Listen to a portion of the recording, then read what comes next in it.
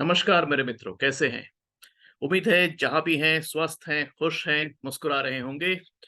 तो मैं कुछ दिनों से व्यस्त था, टूर में था, इसीलिए मैं वीडियोज़ नहीं दे पाया। अपॉलजीज़।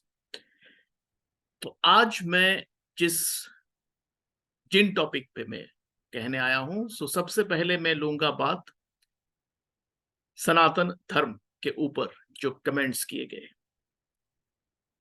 2024 का इलेक्शन आ रहा है।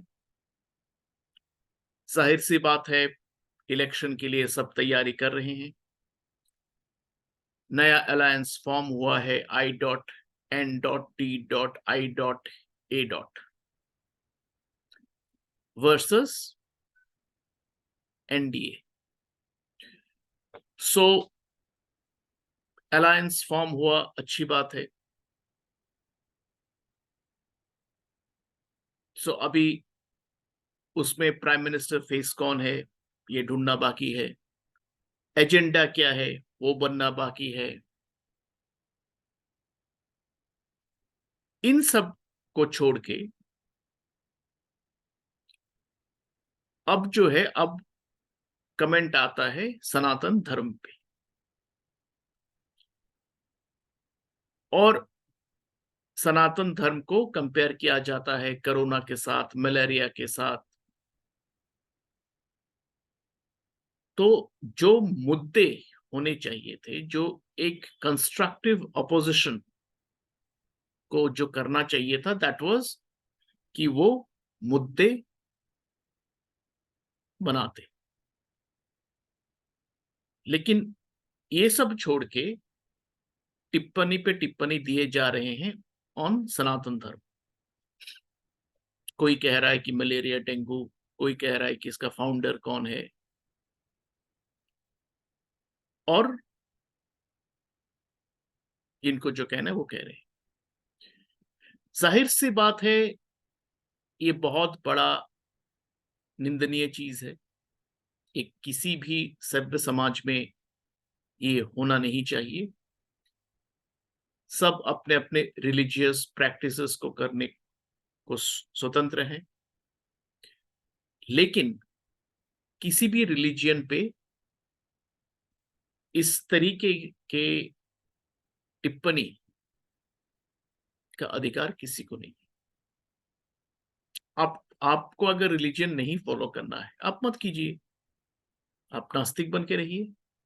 If you want to be an atheist, be an atheist.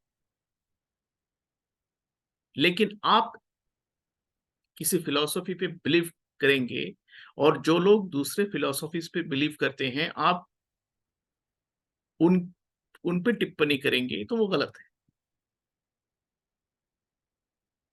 मैं आज किसी रिलीजन को मान सकता हूं, लेकिन इसका मतलब ये नहीं है कि मैं दूसरे रिलीजन को के बारे में या फिर दूसरे रिलीजन को मैं कुछ अपशब्द कहूं। नहीं। आपको पसंद है ये रिलीजन, आप मानिए। मुझे कोई और रिलीजन पसंद है, मैं मानूंगा। मुझे रिलीजन कोई भी पसंद नहीं है, मैं एथिस्ट हूं, नास्तिक हूं। बढ़िया है, बढ़िया है भाई। मैं नास्तिक हूं। आप आस्तिक हैं, मैं नास्तिक हूं। तो ये जो कमेंट्स किए गए, मुझे इसमें कोई भी गोल अचीव होता हुआ नहीं दिख रहा। लोग गुस्से में हैं, होना भी चाहिए। चिट्ठी आ गई है, 245 plus distinguished personalities of India ने लिखा है इसके ऊपर। मलेशिया हिंदू समाज से आया है, और भी देश के जो हिंदू समाज है वो भेजे हैं या भेज रहे हैं। तो ये जो पूरा एक माहौल को खराब करने की जो कोशिश है, ये हमेशा ही बैकफायर करता है। और एक कंस्ट्रक्टिव ऑपोजिशन का जो रोल होना चाहिए, वो नहीं हो पा रहा है। मैंने कुछ दिन पहले वीडियो दिया था जहां पे मैंने ये कहा था कि एक स्ट्रॉन्ग ऑपोजिशन एक डेमोक्रेसी के लिए बहुत एक बड़ा पिलर है। और जब ये अलायंस आया I.N.D.I.A. तो कुछ लोगों को लगा कि एक अलायंस होगा एंड एक स्ट्रॉन्ग अपोजिशन हो सकता है उससे उभरे, जबकि उसमें मुझसे अगर पूछेंगे तो मुझे कोई स्ट्रॉन्ग अपोजिशन होता हुआ कभी भी नहीं दिखा, बिकॉज उनके जो फिलोसफीज हैं, उनके जो फंडामेंटल्स है, उसमें बहुत विरोधाभास है। क्योंकि आप किसी स्टेट में किसी से लड़ रहे हैं तो वहां पे जाके आप कैसे वहां पे अलायंस करेंगे? तो ये सब डाइकोटोमीज है वहां पे। फिर भी फिर भी कुछ लोगों ने सोचा था कि ठीक है, कुछ एक कॉमन मिनिमम प्रोग्राम होगा तो एक एक हद तक, एक लेवल तक शायद वो बने। जब भी उसमें ये भी कॉन्ट्रडिक्शन है कि पीएम फेस कौन है, उसका कॉमन मिनिमम प्रोग्राम क्या है, एजेंडा क्या है, एंड ऑब्वियसली जो स्टेट में जो इनका एक दूसरे को कॉन्टेस्ट करना है तो उसमें क्या इक्वेशन बनता है, तो ये तो सब है ही। लेकिन लोगों ने ये सोचा था कि एक कुछ शायद निकले। तो ये जो सोच है, इस सोच पे पानी फिर गया, क्योंकि इन्होंने जो ये कमेंट्स किए सनातन धर्म पे, एक के बाद एक, एक के बाद एक, एक के बाद एक, अब ये जो है ये सेल्फ गोल हो गया है।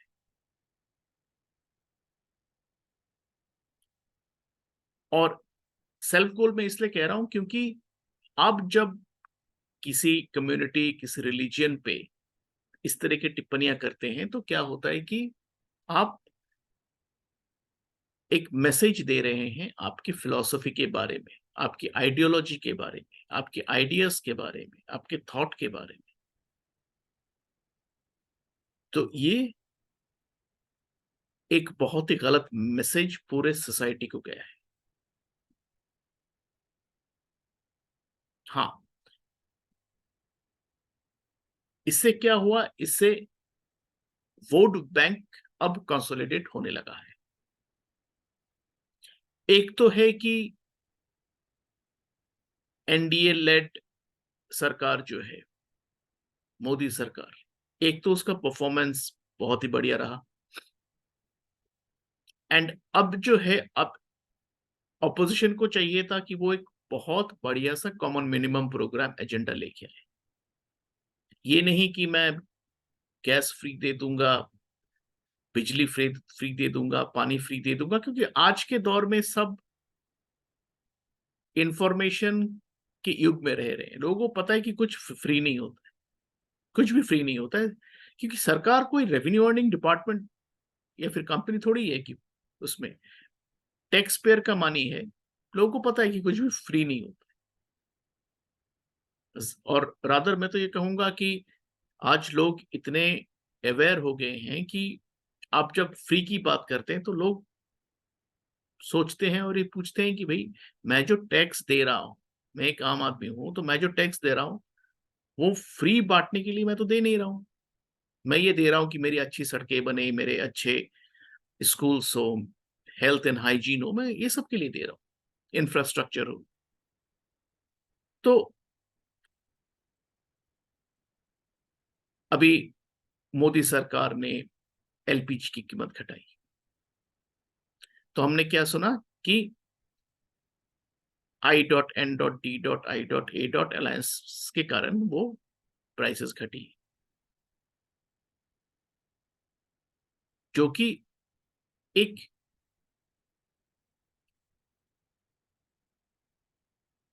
लॉजिक से बाहर है।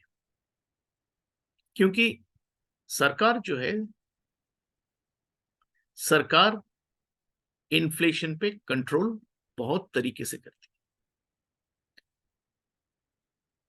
और हमें ये मानना पड़ेगा और ये जानना भी पड़ेगा कि यूपीए रेजिम का जो इन्फ्लेशन था वो बहुत ज्यादा था। मोदी सरकार का जो इन्फ्लेशन है वो बहुत मिनिमल है। तो ये सब मुद्दे छोड़ के ये सनातनी पे आक्रमण करते हैं, सनातनी के ऊपर गंदी टिप्पणी करते हैं। तो ये जो है ये कहीं ना कहीं वोट बैंक को कंसोलिडेट करता है। तो ये मैं समझता हूं कि ये स्ट्रैटेजिकली एक बहुत गलत अप्रोच रहा है। एंड लॉजिकली भी मैं अगर बोलूं तो इस तरह की टिप्पणी की कोई जरूरत नहीं। आपको अगर एज ए ऑपोजिशन आपको काउंटर करना चाहिए गवर्नमेंट को, आप गवर्नमेंट को पॉलिसी के ऊपर काउंटर कीजिए, उनके प्रैक्टिसेस पे काउंटर कीजिए, उनके एजेंडा से बेहतर एजेंडा लेके आइए, बेहतर कॉमन मिनिमम प्रोग्राम लेके आइए। लेकिन ये सब छोड़ के सनातनी पे टिप्पणी,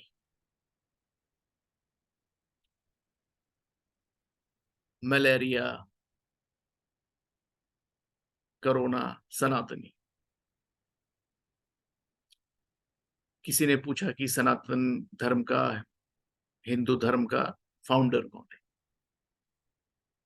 सनातन का मतलब ही है कि वो ओरिजिनल है, और ओरिजिनल चीज कोई डिस्कवर नहीं करता, इन्वेंट नहीं करता, वो नेचुरल इवोल्यूशन है। तो ऐसे सिली क्वेश्चंस जो भी लोग करते हैं, तो इससे क्या होता है, इससे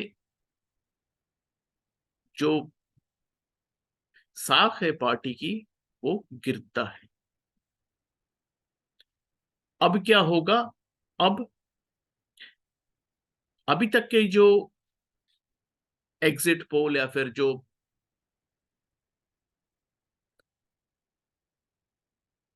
अप्रोक्सीमेशन लगाया जा रहा था कि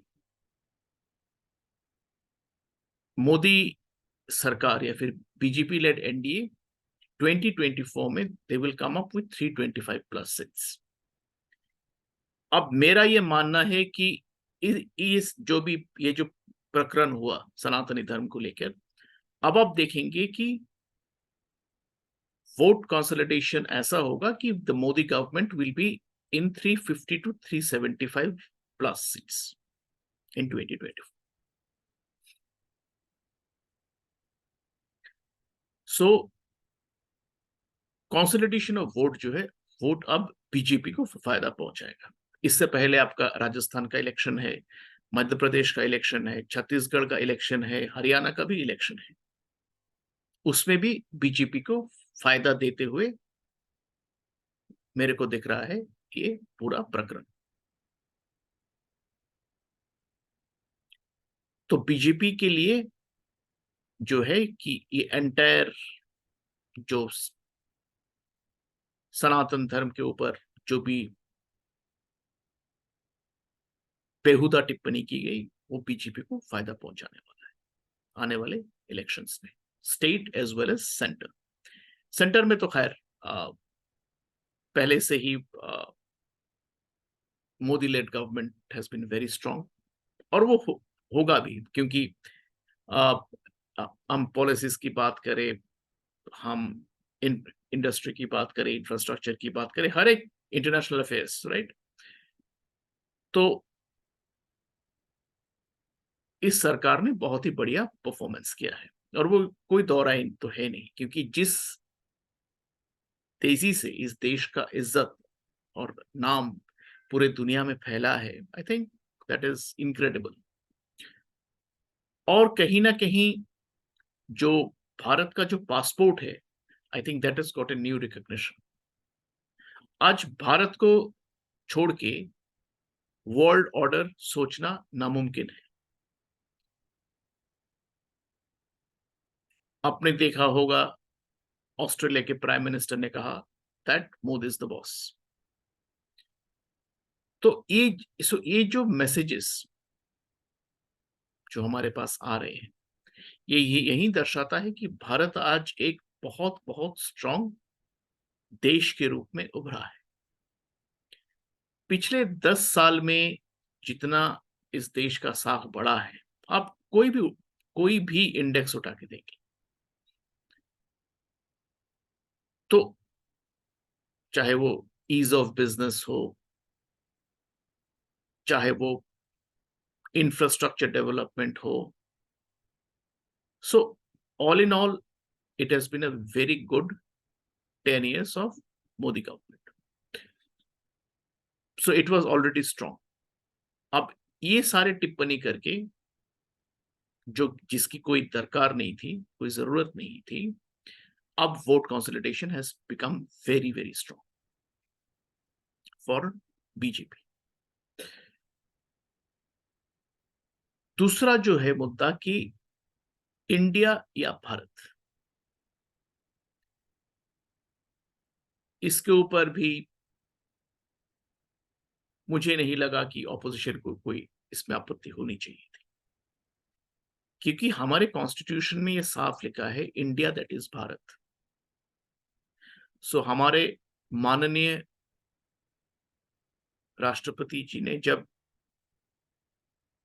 लिखा कि रिपब्लिक ऑफ भारत, तो उसमें कोई प्रॉब्लम होना नहीं चाहिए। इंडिया को भारत नाम ही होना चाहिए, क्योंकि इंडिया जो है, India is a British name, it's a colonial name. British आने से पहले इसको कोई इंडिया नहीं कहता था, इसे लोग भारतवर्ष ही कहते थे। तो भारत जो है, भारत एक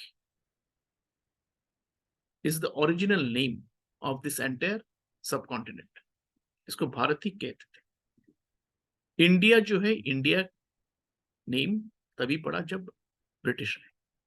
अब इस पे क्या टिप्पणी है कि क्या आप शाइनिंग इंडिया नहीं बोलेंगे, मेक इन इंडिया नहीं बोलेंगे? तो इसका उल्टा तर्क ये भी दिया जा सकता है, तो क्या आप इंडिया रत्न बोलेंगे या भारत रत्न बोलेंगे?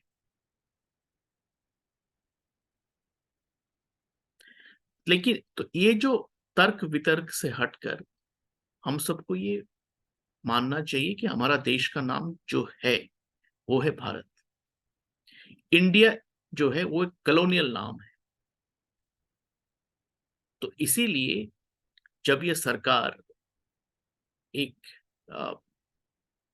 मिशन प्लान पे है कि कॉलोनियल चीजों को हटा दी जाए, तो आई थिंक इसमें सहयोग सबको करना चाहिए, क्योंकि हमारे ऊपर जो आक्रांता थे उनके नाम पे हम सड़क, बिल्डिंग, कुछ भी जो है वो हमें रखना नहीं चाहिए, क्योंकि वो तो आक्रांता थे, उन्होंने देश के लिए तो कुछ अच्छा किया नहीं है।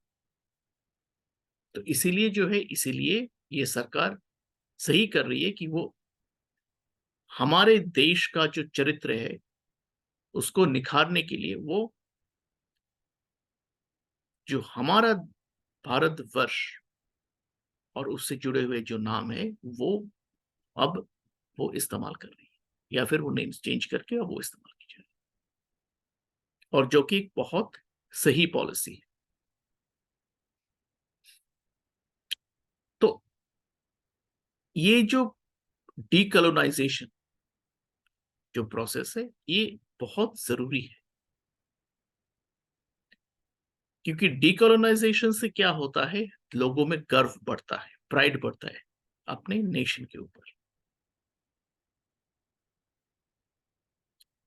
एक कल्चर को समझने के लिए, एक देश के कल्चर को समझने के लिए बहुत जरूरी है कि उस कल्चर में, उस भाषा में हम बात करें। किसी आक्रांता ने जो हमें नाम दिया उस पे हम चले, तो वो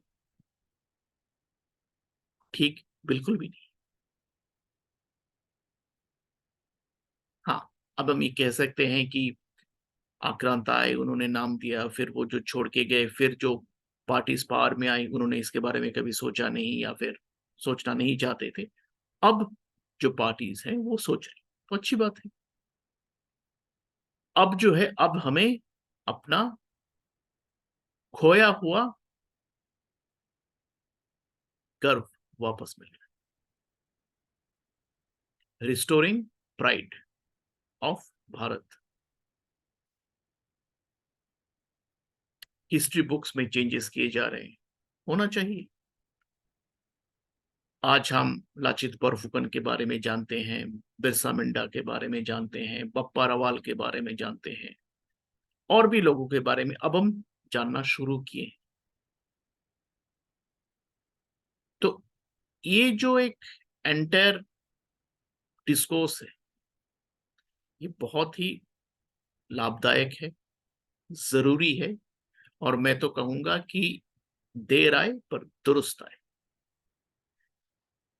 तो ये आज का जो वीडियो था, इस पे मैंने ये बताने की कोशिश की कि सनातन धर्म के ऊपर जो आक्षेप हुए हैं, इसकी कोई दरकार नहीं थी।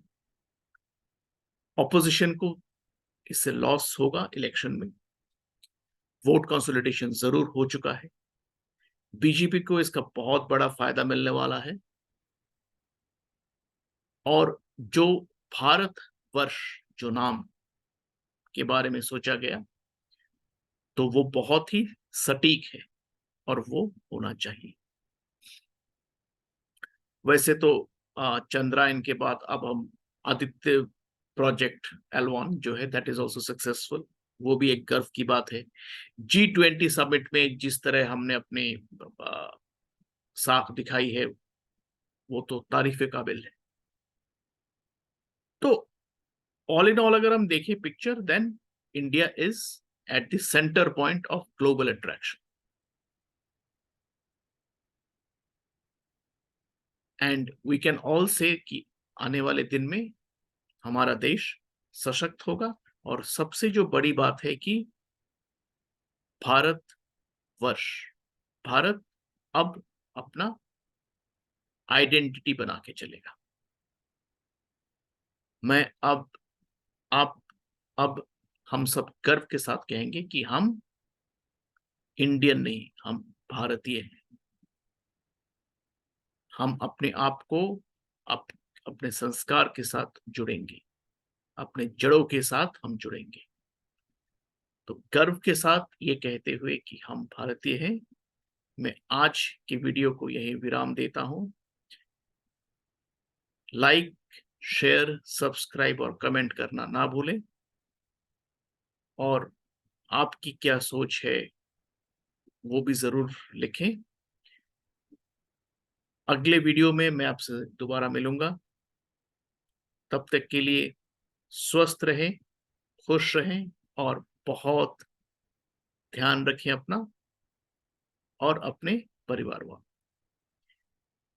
तो इसी के साथ आज के लिए नमस्ते, जय हिंद।